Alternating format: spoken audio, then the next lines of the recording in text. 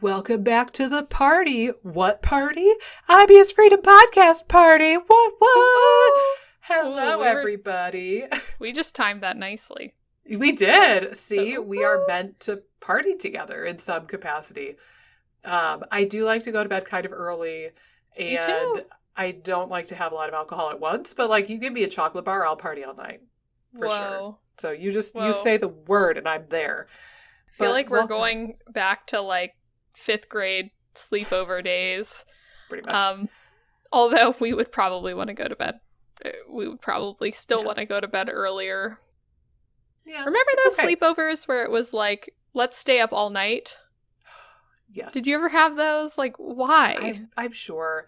No, the one, okay, we're gonna go off on a tangent momentarily here.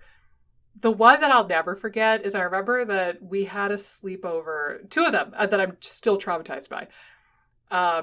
Best friend growing up was we had like me and maybe one or two other kids over. It was like a kind of smaller sleepover, and it was when Scream came out. And my friend really liked scary movies and like that kind of stuff. And she had an older sister who liked them. And she insisted that we watch Scream.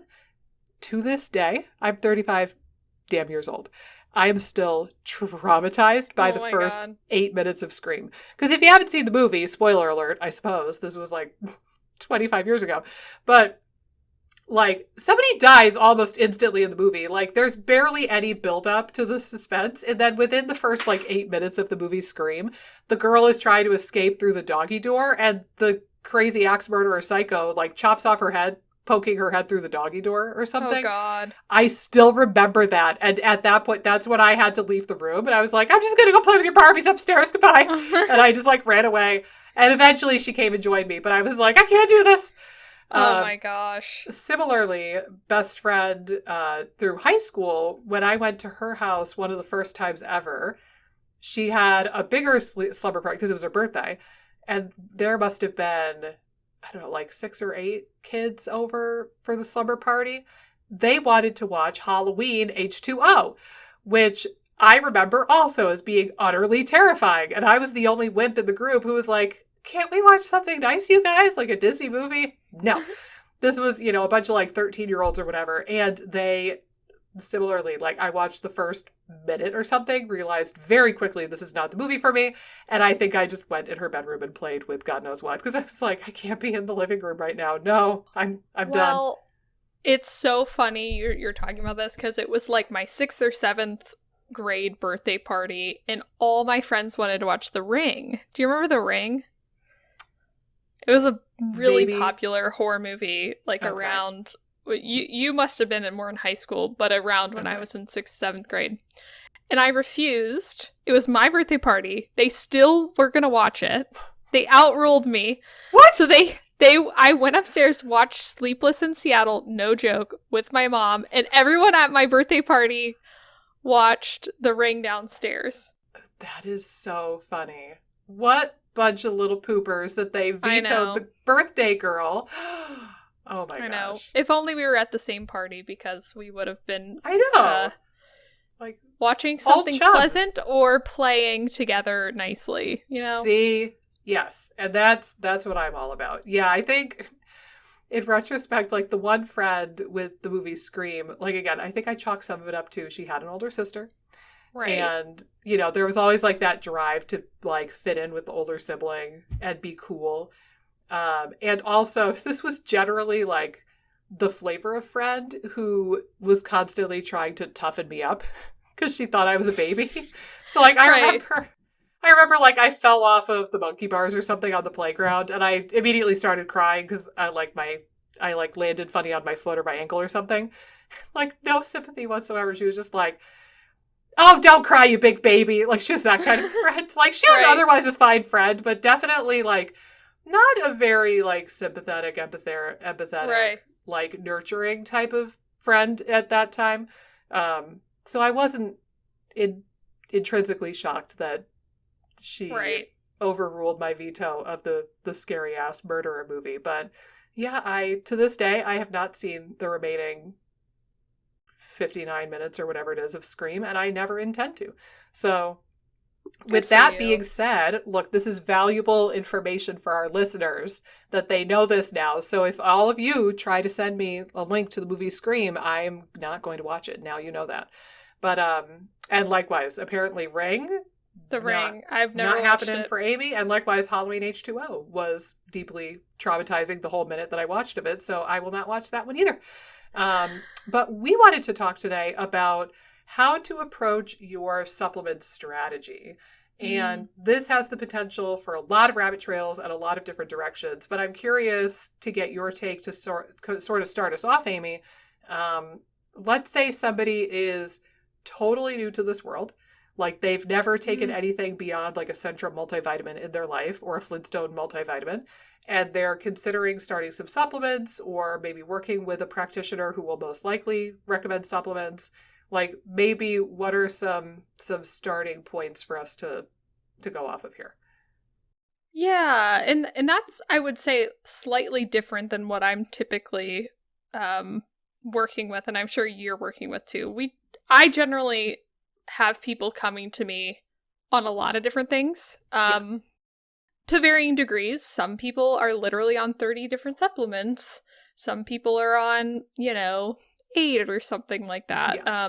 So again, it varies, but I think if you're new to the world, it can be really overwhelming at times just because I remember just my own journey with going into the gut health space. And I would say I dabbled with some supplements to start before I went to a provider.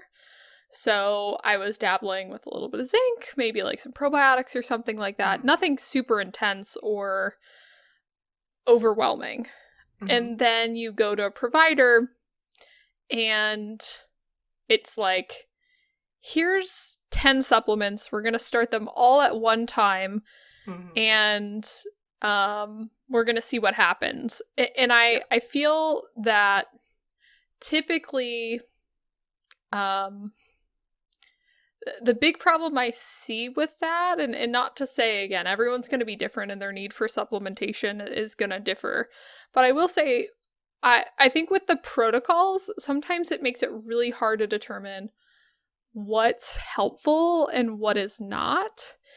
And I think in part it's a problem of the provider too, because they're just using protocols a lot of times and they're not necessarily listening into, well, you started taking this supplement. Is it working? Is it not? And I do think too that when I talk to clients that are on a lot of supplements, I'll go through the list and say, okay, you're on this. What are you on this for? And sometimes they know, sometimes they don't. And then it's like, okay, so you're on this supplement.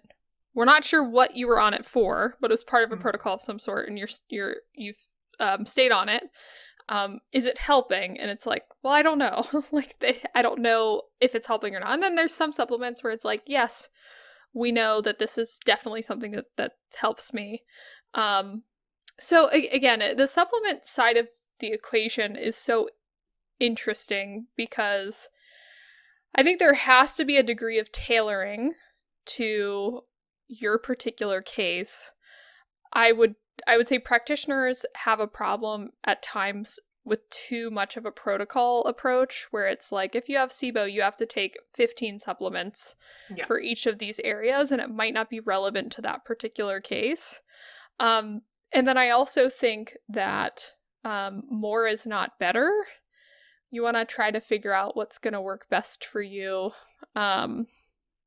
And give you the most bang for your buck. And I will say, too, the only other kind of opening comment I'll make is, and I feel like I'm jumping all around, but the only other opening comment I will make is that if the foundational pieces are not in place, there's only so much supplements are going to help. And I think that sometimes people get so invested in figuring out what the right protocol is for them or what the right combination of supplements is for them, but it's just one piece of the puzzle. So if you're not sleeping or not managing stress or your diet's not sufficient, the supplements are only going to do so much. So again, don't I guess the moral of that story is don't look at the supplements to be necessarily the magic bullet and the end all be all for you. That can get you into trouble from what I've seen. So I feel like I jumped all around there, but we can kind of delve into each different area. Yeah, you gave us something to start off on. And I think that that's probably the most important starting point, is that you can't supplement your way out of a crap diet or a crap lifestyle. Right. So similarly, like I'll use a couple of examples.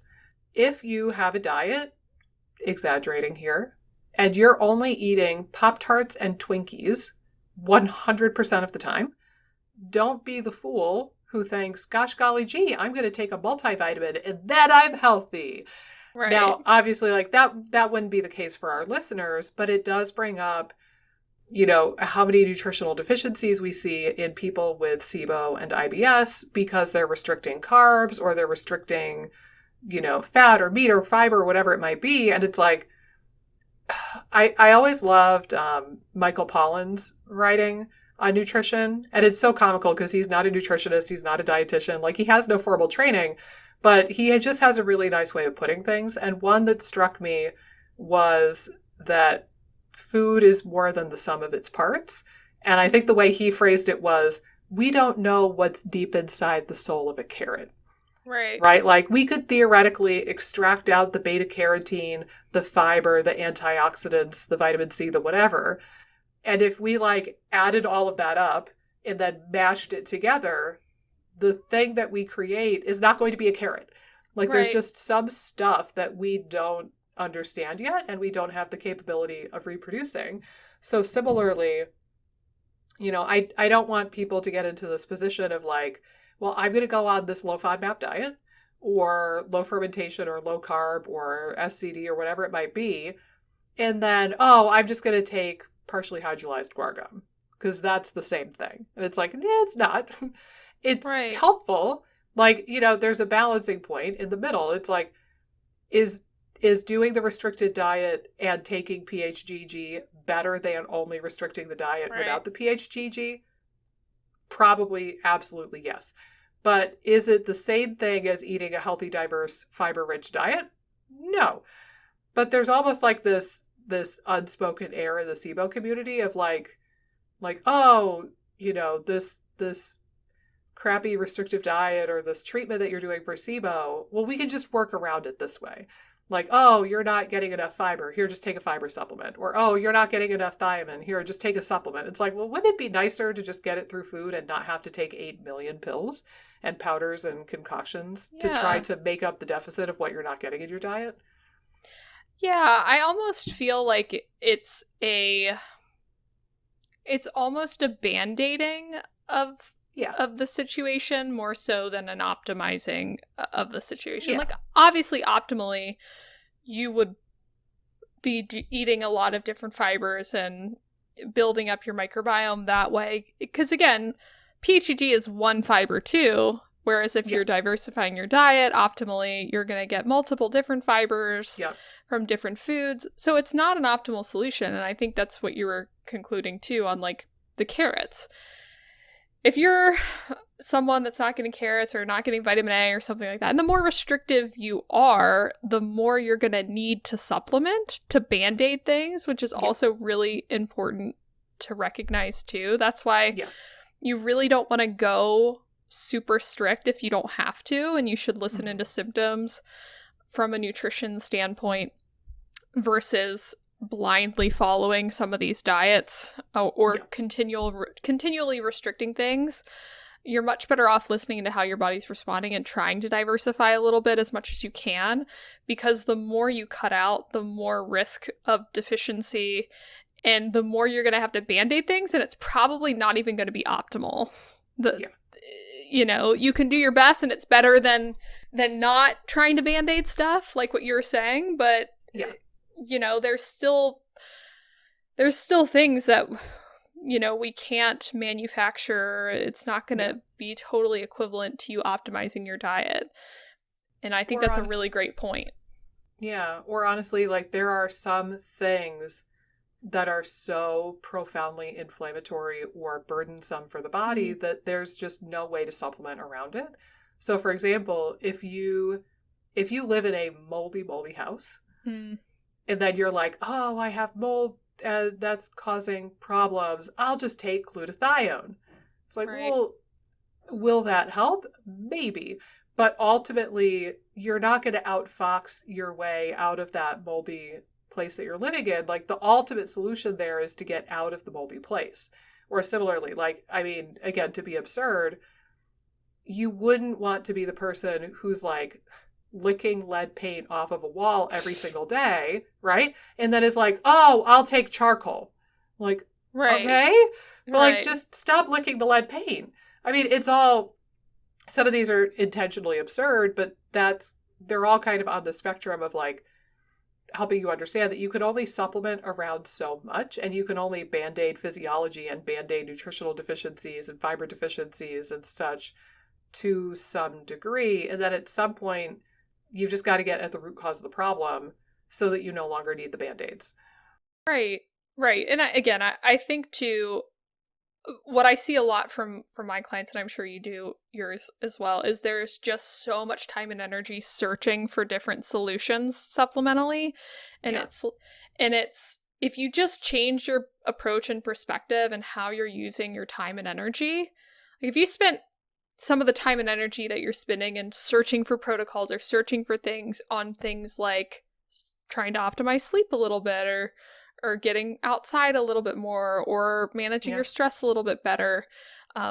It's almost what I describe it with some clients. If I feel like this is going on, we kind of gently discuss it, where it's like you're focusing so much on trying to like optimize this perfect protocol that you're missing the execution of the foundational pieces. You only have so much bandwidth, and if you're spending your time and energy on trying to find the perfect supplements, you could be missing some of the core aspects that are important to getting better, and maybe some of the things that are going to be more beneficial than supplements. I think some of the things that were really, really helpful for me were not supplemental. There were certainly some supplements that helped me in my journey, but the things that made the biggest impact were consistent lifestyle changes. And that's just so important to recognize when you're putting together a supplemental strategy. Yeah. Well, and I think that that's a good point too, because if you think about it, like just making a point to go to bed a little bit earlier, or like turning the temperature down when you're sleeping by like 2 degrees to get better sleep, or drinking more water, or going for walks outside. Like a lot of these things are really unglamorous and unsexy, but they're free or really, really cheap. And they generally, I think, might take a little bit longer to really show the benefit. Versus a supplement, I think that it's put on this pedestal and this holy grail kind of scenario because there's this expectation, I think because we're trained from the world of pharmaceuticals. Like the majority of the people listening to this podcast probably grew up in a society, in a country where, you have a headache, take a Tylenol. You have some sniffles, take some Sudafed. You have an antibiotic, or you have a UTI, take an antibiotic. And our brains are smart enough to pick up on that pattern of like, I don't feel well, and then I take a pill, and then immediately I feel better. And, whether we want to or not, we are sort of conditioned to believe that a pill or a potion is going to help us very quickly. And that's highly appealing, especially for people who have been sick for a really long time, is like, oh my God, if I could just take a probiotic or an antimicrobial or a whatever and feel better tomorrow. Like everyone would take that option, but it's not always how it works. And that actually brings me to another point, to rabbit trail into another point. Having some understanding of how quickly you can expect to see results can sometimes help. And sometimes this will boil down to just asking the provider that you're working with, or, whoever you're working with can sort of help you understand this. But as a general rule of thumb, I'll give a couple of examples. The gut oftentimes I think is pretty quick to respond to new stimuli because it's processing and it's interpreting data for you all day, every day. So if you add in like a new prebiotic or probiotic or something that's more gut focused, oftentimes if it's going to work, you're going to notice the difference somewhat quickly. Like that's why when I do the prokinetic trial process with patients and students, I give them a 1 week supply because 1 week is usually enough to tell a difference if you find a prokinetic that works well for you. With probiotics, it's a little bit of a different methodology, but I only have people speed date probiotics for 2 days at a time. And we're going through really rapid fire. But you do sometimes see some shifts in the span of the couple of days with the probiotic. So the gut, I do think, tends to respond to new stimuli fairly quickly versus oh, go ahead.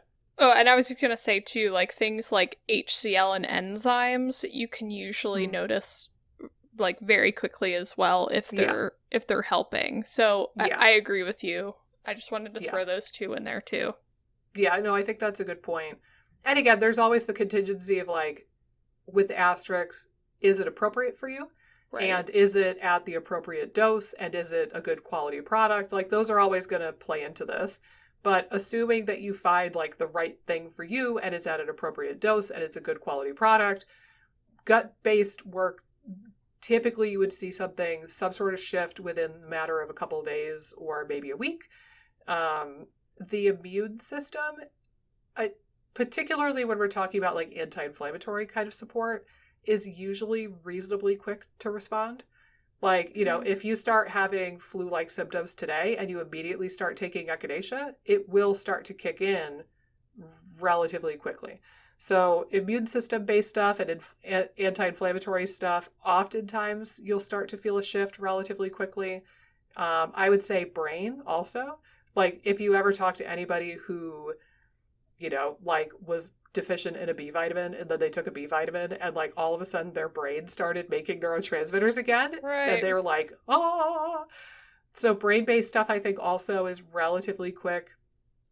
I know we talked about this a little bit when we interviewed somebody about the skin, but I do speculate. I think the skin is a bit slower to respond to stuff. Hair, very slow, because first you have to slow down the hair loss, with presuming that's what we're talking about. First, you have to wait for this hair loss to slow down, and then you have to wait a much longer period of time to notice any new growth. So hair is exceptionally slow to change. And I would also add that female hormones are a royal pain in the butt for this reason, because they fluctuate on a monthly basis, not on a daily basis. So I've read many times that if you're trying like, you know, Vitex or Chaste Tree, I know, for example, a lot of herbalists say that if you're going to try Chaste Tree, you need to give it a solid 3 to 6 months before you really judge whether or not it's working for you. Right. So hormones are frustratingly slow. Male hormones, not so much. You can see shifts with like, you know, energy or sex drive or testosterone related symptoms within the span of a couple days or a week. But female hormones are aggravatingly, horrendously slow to take effect. And then one more I'll add in is fish oil and like balancing your fats. You not only are hoping to change the activity of enzymes or signaling molecules in the body, but sometimes when you're doing things with healthy fats or like a fat-based supplement, you're literally waiting for the body to not only digest and absorb the fat, but take that fat and use it as a building block for new cells and like incorporate that into the lipid bilayer of the cell membrane. And that takes a lot of time. So I know like lipid-based strategies oftentimes take months and months and months. So like with omega-3s, if you look at the research on using omega-3 fatty acids for musculoskeletal pain, most of the studies seem to indicate that you need to take that fish oil at a pretty high dose for at least 3 months before you notice a difference. Right. So anything lipid-based, I think, takes quite a long time, and female hormones are aggravatingly slow to work on. And then, like I said, skin and hair also, and probably nails as well. And then I don't have much experience working on cardiovascular, respiratory, or bone. stuff, so I can't really speak to any of those. Well, and I think sometimes too, like even things like adaptogens, maybe not as long as like the female hormones, but sometimes those you'll see like the longer you're on an adaptogen, the more you're going to notice the benefit. Yes. Yep. But yeah, I think it's always good to have a general understanding of like how long are you supposed to try something? Like, not that you have to know like every detail of that or if it has to be set in stone, but I do think, you know, if your provider's letting you know, like, we're going to try this first and see sort of where you're at, but we can adjust things based on how you're doing. And I also think, too, one thing that I think practitioners are very good at is adding supplements in, but they're not good at subtracting supplements, so it just becomes very overwhelming. And that's one thing to bring up to your provider, too, if you just feel like they're just throwing a lot at you at one time, is to talk about subtracting some and making sure you don't have to keep taking all of these supplements. Because again, I'm sure if they're just, a lot of times if they're just adding and not subtracting, I find that it's not really like their intention to overwhelm you, but it's just they haven't circled back with certain things or touch base on certain things, which isn't necessarily great, but like I don't think they're intentionally trying to overwhelm you with supplements a lot of times, but I think it's more so usually they just haven't circled back in a little bit of time to really hone in on what's working and what's not. Yeah. And, you know, even something as simple as this could be a function of like how they document notes in your appointment. Right. So I know like with my chart notes, as an easy example, the way that I habitually write supplement recommendations, I handwrite them or type them into the chart note itself. But it doesn't, that when I do it that way, it doesn't automatically pull forward the information from previous appointments. So I would have to look back at the previous notes to see what else I recommended at the previous appointments. And if you're getting to the point where you've had like 6 or 8 or 10 or 12 appointments with somebody, like realistically, my day is busy enough. I'm not going to do that. I'm not going to dig through 12 different chart notes just so I can catch myself up to speed on what supplements you're taking. But there's also, sometimes there's functionality in certain medical record systems where like you can input it in a way where like the supplement recommendations pull forward. I kind of wax and wane with my ability to remember to do that in my own chart notes, but it could even be something as simple as that. Like they might have literally just forgotten that they recommended something to you 4 appointments ago because they're not going through each and every note and each and every recommendation before they meet with you. So it might just be a simple reminder of like, hey, how long was I supposed to stay on this? And then they can tell you. But you brought up something sort of, or you sparked an idea in my head. One really easy way to approach this is just like make a list or get out the bottles and sort your bottles and put them in a category of these are the things that I noticed definite symptomatic improvement from. These are not the things that you hope work or you think they should work or somebody told you they would work or the Facebook groups say that they're great. These are the things that you know without a shadow of a doubt in your mind that they made you feel better in some way, shape, or form. Then there's the other far end of the spectrum, the things that made you feel worse in some way. And then you have the middle category of, I don't know. Either you don't know what they're for, or you don't know if they're helping you. You don't know, if you were to skip taking it for a week, you probably wouldn't notice a difference, but you feel like you should take it for whatever reason. And like you've been on them a while maybe, and you're not sure if you need to continue. Like, the people on the Facebook group said that they're amazing. Right. Or, the guru that you follow on Instagram said that it's amazing. Whatever it might be. But the group of things that you know for sure make you as an individual feel better, keep taking those. The things that make you feel worse, make a mental note to not take those. And then that middle category, that's where you need to be really scrutinizing. And I almost always advocate getting rid of that entire middle category, which I find is the vast majority of most of people's supplements. Right. With the exceptions of if you're taking something for like general health purposes, so like a fish oil or a multivitamin or vitamin D, like if there's any of those in that middle category, I would say keep those in. But if it's something, you know, that you're trying to tinker with your gut or your immune system or your brain or whatever, if you're just not compelled to think that they're helping with you or with your case, I would say get those on the chopping block and get them out of there. And it's frustrating to throw things away when you spent good money on it. And a lot of supplements are quite expensive. But I would rather you do that than continue to take something that's not actually helping you. And like, I don't want you to be like lying to yourself and fooling yourself into thinking like, oh, but maybe if I take this for, 32 days, then on day 32, it's going to magically kick in and work. But again, like I said, I think having some understanding of like how quickly your tissues should start to respond. So again, like if that middle category includes something like Vitex and you're taking that to balance your hormones, just know that that's one example of an herb that you need to give it a good amount of time to kick in. But yeah, a lot of other stuff in that middle category, you could just get rid of it. Right. I think that that's such a good strategy. And I think too, it's also really, I think it's a helpful strategy to assess the things that are working, why, like what are the mechanisms that they're supporting or improving that could give you more information to support those areas more. So again, maybe the prokinetics really helping. What other things could you do to support motility in the brain-gut axis and the nerves and that kind of stuff? Yep. Or again, like enzymes are really helpful. What other ways could you maybe support digestive capacity? Yep.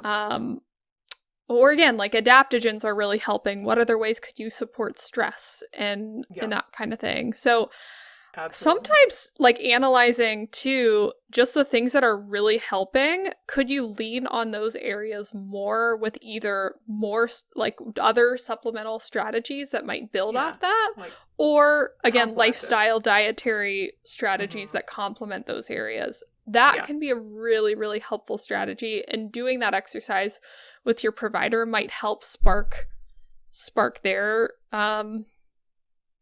brain too as to things that might help better as well. So like you might help, it helps to collaborate with your provider because it could help them help you better by analyzing what factors are the most impactful for you.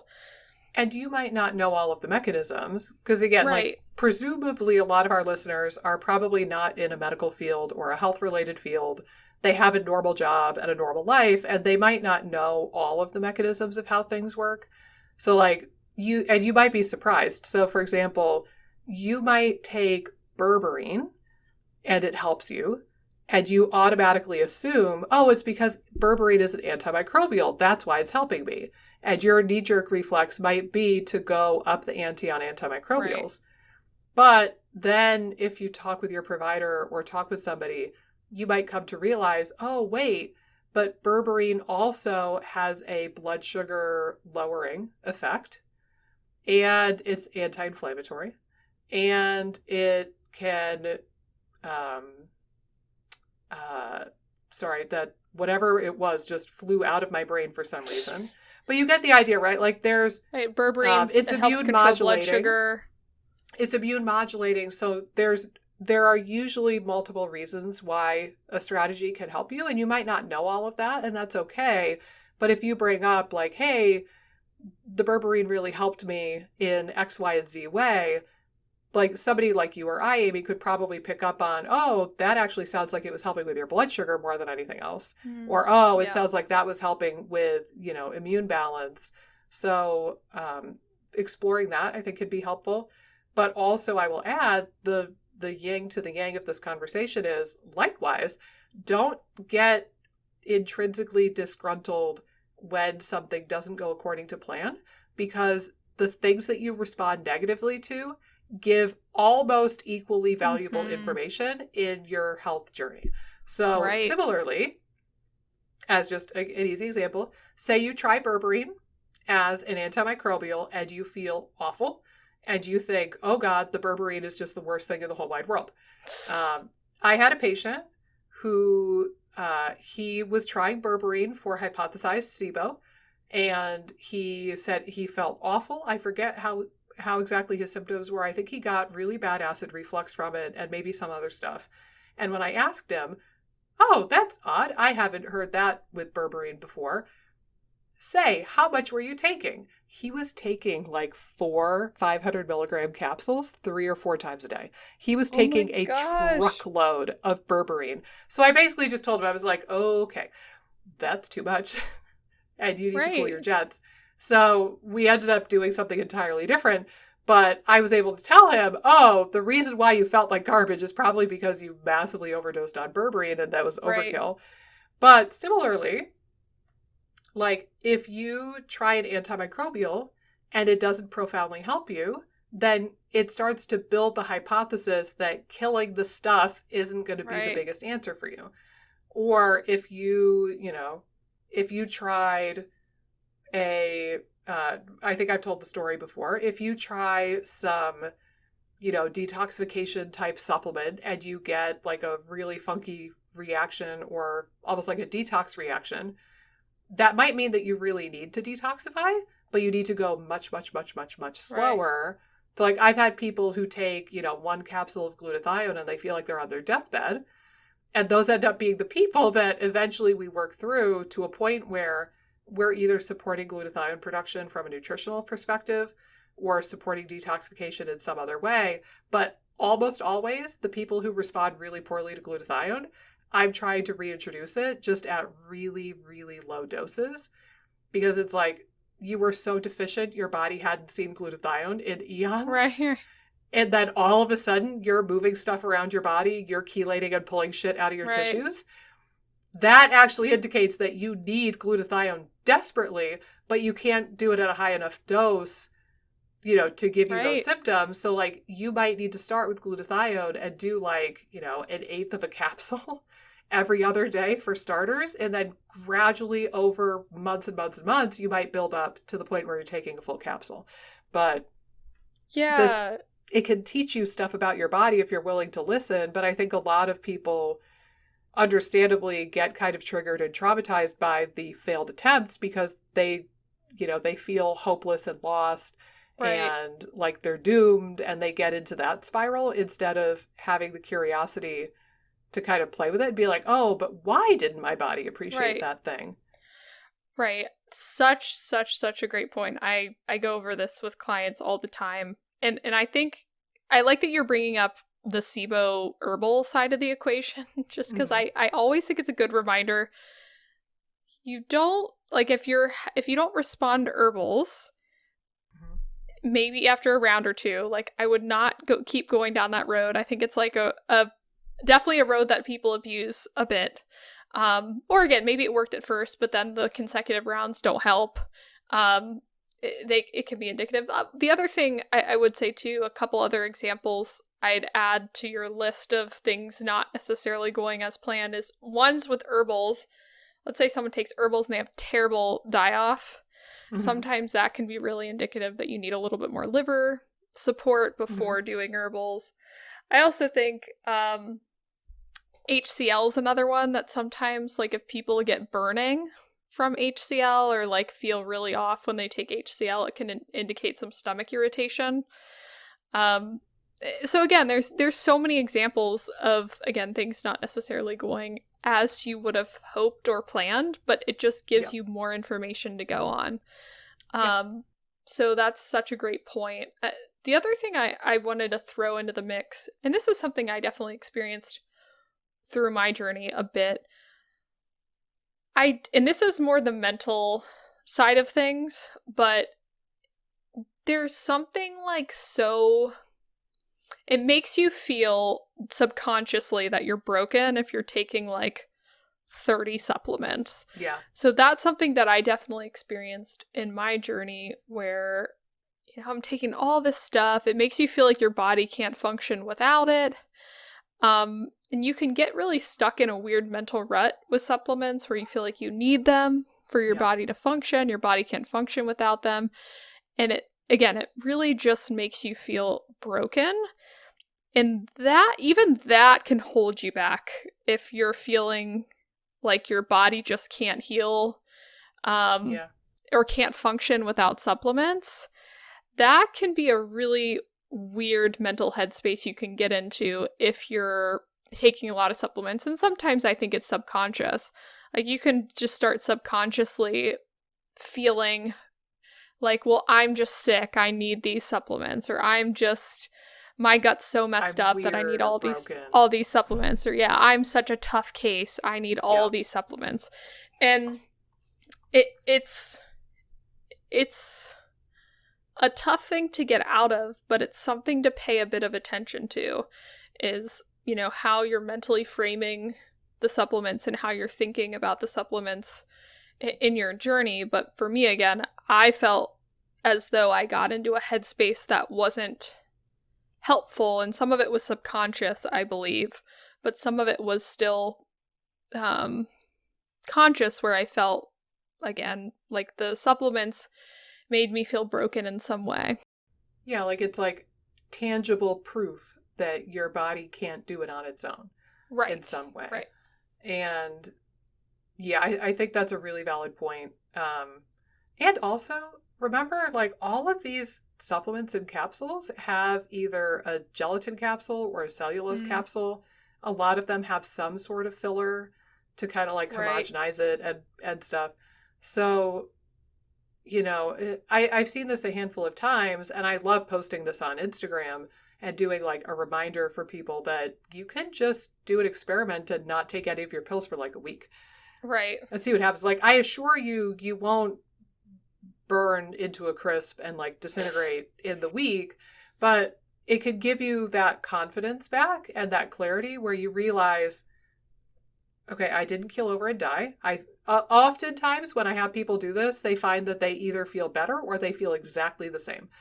But that gives you the freedom to realize, oh, I don't have to be bound to these 30 different supplements. And it's somehow like it's easier to go cold turkey and then realize that you survived the experience of going cold turkey. Right. And then you can kind of open up your mind to, adding and subtracting some stuff and straying from the current protocol, versus I do think that if you've been on a lot of supplements for a while, it's like you can cling to that like a life vest.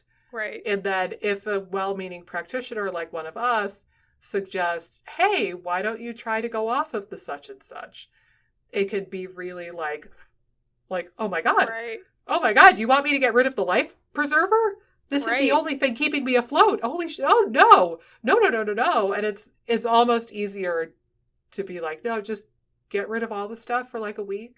See what happens. If you implode, I promise I'll say something nice on, at your funeral.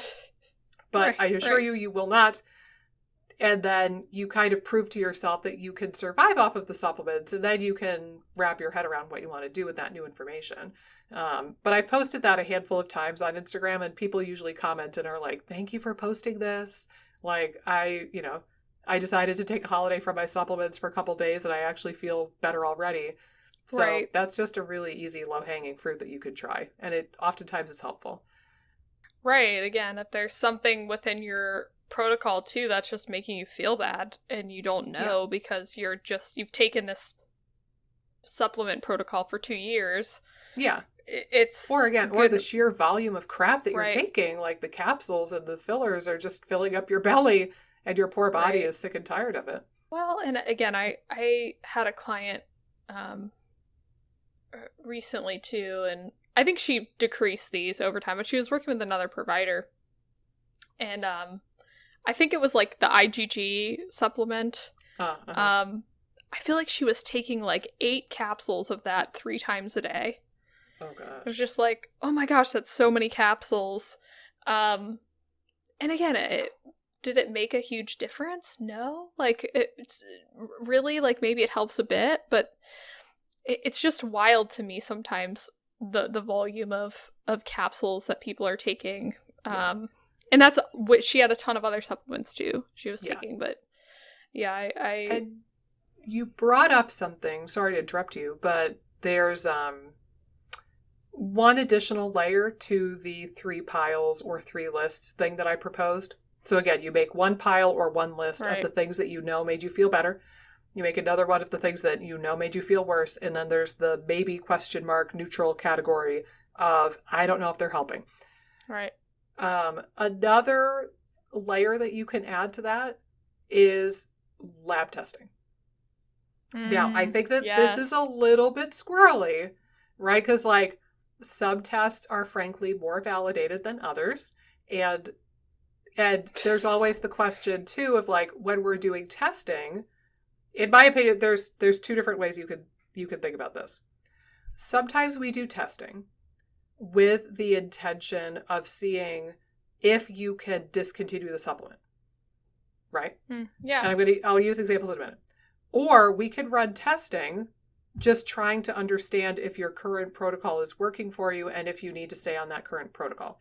So one example, I had a patient recently submit samples for a NutriEval, which is Genova's big like vitamin, mineral, everything kind of panel. It's blood work and urine. It's a royal pain in the butt to do, but it's a cool test to see. She has been taking magnesium forever and ever. It helps her poop. It helps her brain function. It helps her sleep. Right. It's good for her. And normally my recommendations for doing the NutriEval is to discontinue all supplements for at least 3 days ahead of time. And then there's certain things that you might want to discontinue for slightly longer. But she discontinued her magnesium for like a day or 2 and was like, I don't know if I could do this. I haven't pooped since I discontinued my magnesium. I really feel like I need it.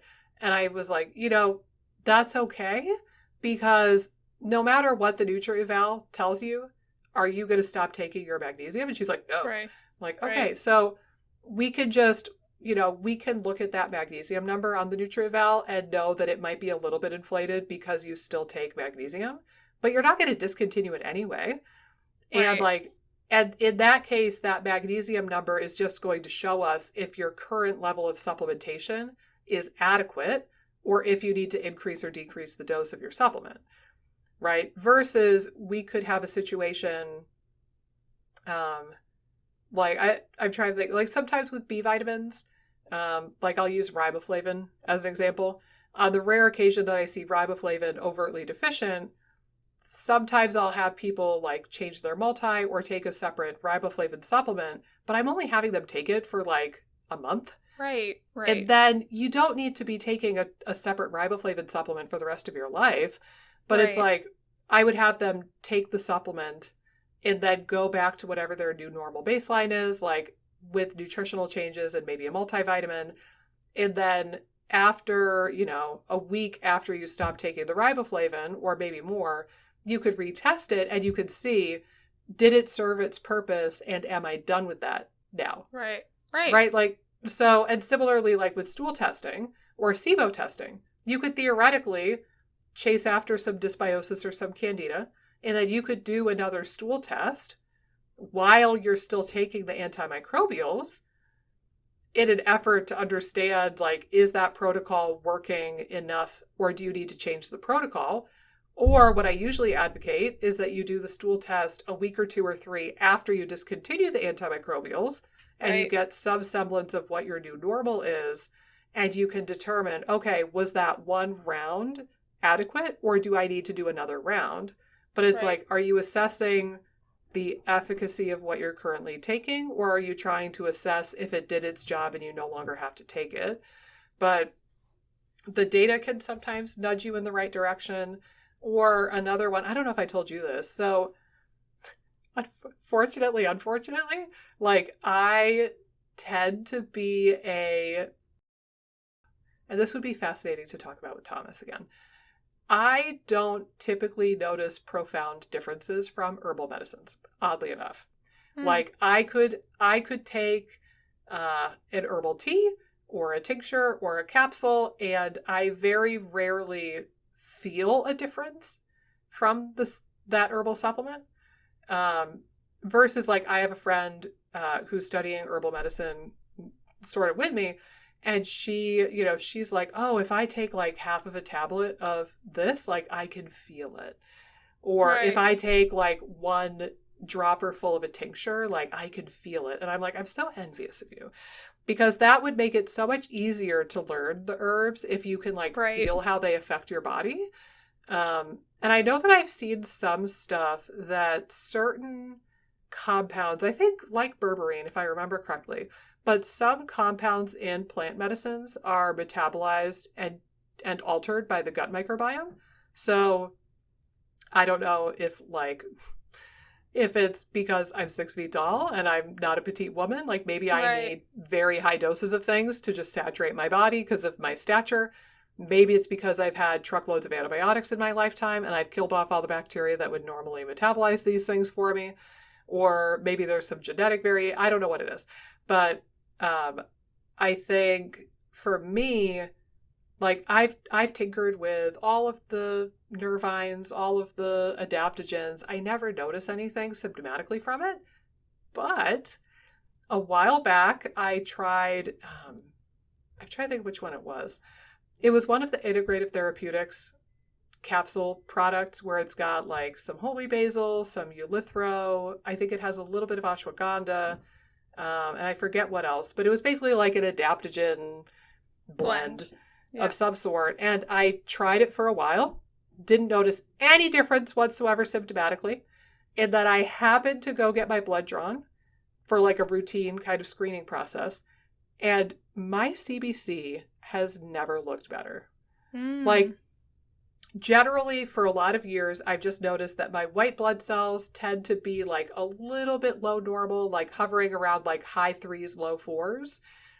And which isn't low enough that LabCorp dings me for it, but it's low enough that I kind of raise an eyebrow at it. And this has been for like 10 years. Low normal white count, and my differential for the white count is usually a little bit more skewed towards lymphocytes rather than neutrophils. And I've kind of like observed that for about 10 years, and I've made a note of it, and I've thought, oh, that's odd. Ugh. And I've done a bunch of different stuff over the years. And this was the first time in my life that I saw my differential and my total white count look amazing. Like it was like, 5.1, neutrophils were like 61%, lymphocytes 35%. Like it was textbook freaking beautiful.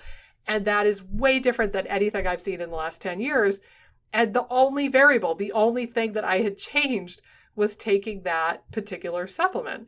And knowing that all of those herbs have some immunomodulatory ability and that eleuthero, Siberian ginseng can help stimulate the immune system and like boost it up a bit, I kind of put 2 and 2 together and I figured that must be it. So funny enough, that is a supplement for me that symptomatically it would be in that middle, like I don't think it's helping category, but purely based off of that blood work and continuously checking in on my blood work a couple times a year, I'm pretty sure it's doing something for me. I just don't feel a difference symptomatically, but I'm willing to keep taking it because I think it's doing something good for me. Right. And I think sometimes too, one thing I've noticed with adaptogens in particular, like at times when I've taken them for a period of time and I'm like, I don't know if they're helping or not, and then I stop them, and then I see like a subtle decrease in energy. Like I can sometimes see effects like by stopping a supplement to be like, oh, it actually was doing something. Which I think's good. I think like one of the remaining points that I had that I just wanted to touch on too is like after you've done like gut healing and stuff like that and you feel like you're in a better place too, like what does your supplement regime look like at that point? Like what's your maintenance regime? I get that question a lot for people that are sort of wrapping up work with me. It's like, what do I do ongoing? Like, am I on these forever? Like, and I think there's definitely things that some people might benefit taking a little bit more long term, but they're usually like few and far in between. Like, you shouldn't be taking a buttload of supplements long term. It should be about like getting down to the things that are most helpful. And I also think dosing might change too. So like reducing the dose or frequency of when you're taking certain things. is important to recognize. So again, some of that stuff kind of depends on the case, but I also feel as though if you get to the end of a protocol or something, or you're feeling good and your gut has improved a lot, your supplement regime should change a bit to be a little bit more maintenance focused versus like therapeutic in a way. Mm-hmm. Yeah, no, I think that's a really good point. And it's funny, like the parallels, because I literally just had this question earlier this week, I think. Somebody was speculating, like, her gut is patched up really nicely now. She's still got like some squirreliness that she's dealing with that we're working through, but her gut is doing great now. And she was like, yeah, I think I think I might just take like 1 dose of L-glutamine every day for the rest of my life. And, because like there's so much that causes leaky gut all around us. And I had a little bit of a heart to heart with her, and I told her, I don't really think that's necessary. I think that might just feel like a bit of a safety blanket for you right now, which again, I understand why you would want a safety blanket, but like your gut's doing good. And glutamine is pretty abundant in the American diet. Like if you're eating a balanced diet, you shouldn't ever become deficient in L-glutamine. So I don't know if you need to supplement it with it ongoing. I actually told her, I was like, if you want to do anything kind of preventatively, you might as well do like collagen or glycine, because glycine is much more deficient in the American diet, but L-glutamine really is not. So, if you want to take like a little bit here or there, or just work collagen peptides into your food more frequently, I think that could be good. But again, it's like you should get to a point where you feel like done, like I'm healed, and you can maintain health with, like the core 4 that I think a lot of people would do pretty okay with: multivitamin, some sort of vitamin D, K combo type product, especially in the winter months. Some sort of fish oil or omega-3 if you're not getting seafood and omega-3s in your diet. And maybe a probiotic, just because Lord knows dysbiosis is so common and our microbiomes are all jacked. I think it's reasonable that most people would want to take some sort of a probiotic going forward.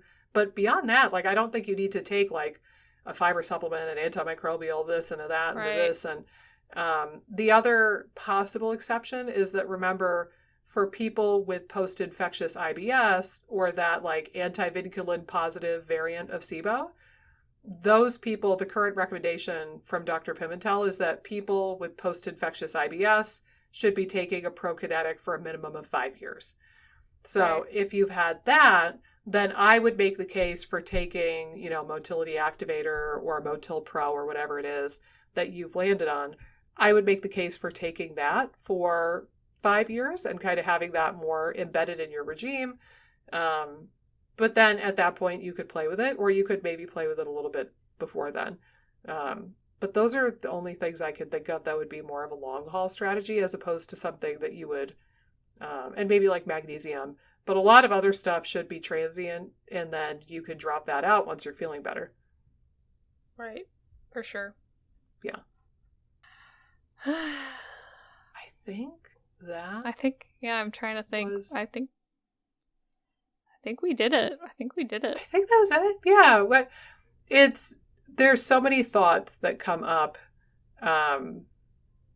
Just like in the brain when we talk about supplements, and God knows there's a lot more we could talk about with individual types of supplements. But I think as far as an overarching, eagle eye overview of supplements as a whole, I think those are probably some of the biggest things that you could think of. I will share a resource really quickly as well. There is a company called Consumer Lab. Are you familiar with them at all, Amy? I am not. Okay. It's pretty great. I forget what it is, but cost-wise, but it's fairly reasonable. I think it's like $30, $40 a year. It's a subscription-based platform. But basically what they do is they do third-party independent testing on a lot of different supplements. And I refer to it all the time. But, you could type, like just today, I typed in echinacea, and I was able to pull up information on echinacea supplements and which ones tested well and which ones did not. They test for contaminants. So like metals and such. They test to see if there's a measurable amount of the active compound in the product.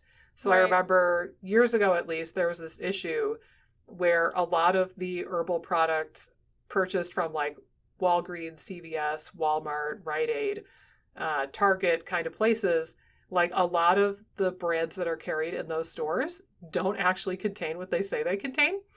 So like the bottle says echinacea, but it's really like rice flour and I don't even know what else. But they test to make sure that the supplement contains what it says it contains. They measure active constituents of whatever the plant might be. So you can kind of get an idea of like which ones are more potent. And they test for contaminants and metals and gluten and stuff like that. But it's really nice to have that. And if your provider isn't checking product quality through something like that, it's a very reasonable price. You could totally get that yourself and have that subscription. And then you can type in a multitude of different herbal and supplemental products and you can check on the quality. But it's a wealth of information. They also have a lot of information about like the research and like, you know, like why you would use a certain supplement. They tend to be pretty research based. So I wanted to put a plug in for Consumer Lab because that's something that I've had a subscription to for years and years and years. It's well worth the money. Obviously for me, especially because I help people decide on supplements all day, every day. Right. So like I find myself checking that website at least a couple times a week. Nice. But I think even for like the normal everyday person, I think it's really helpful. So Consumer Lab, I think the website is just consumerlab.com if I remember correctly. So definitely check that out if you're not familiar. And that can help you try to figure out the quality side of your supplementation. Cool. Yeah. Good to know. Yeah. Well, all right, my darling. I think that is a wrap. As always, you guys, thank you so much for tuning in and staying until the bitter end of this episode. Hopefully it was worth your while. It was right about an hour, so this was a shorty for us. We will see you right back here on YouTube or insert name of podcasting app that you use next time on the IBS Freedom Podcast. Bye.